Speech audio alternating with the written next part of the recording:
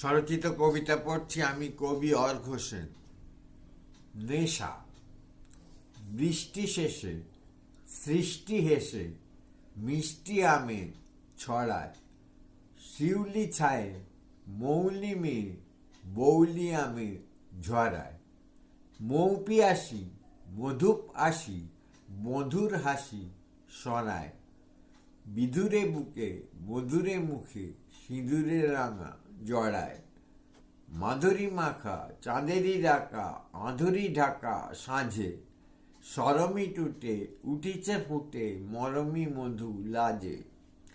ব্যথালু বায়ে লতালু গায়ে মাতালে নেশা ধরায়, ব্যাকুলা হিয়ে শিরশিরিয়ে উঠিলে বালা ডরায়। ব্যথায় মেশা অজানা নেশা কবির হৃদয় ভরায়, বিধুরে বুকে বধুরি মুখে সিঁদুরে রাঙা জড়ায়। নমস্কার। স্বরচিত কবিতা পড়ছি আমি, কবি অর্ঘ সেন। বিরহ। শিউলির মৃদু গন্ধ বাসিছে কার আঙিনা ব্যাপিয়া, প্রথম প্রণয় ভীরু বালিকার অন্তর উঠে কাঁপিয়া। এই মধু মাসে কেন বধূ আসে শাখে ডাকে পিক পাপিয়া, পারে না সহিতে ব্যথা বহিতে জল আসে চোখ ছাপিয়া।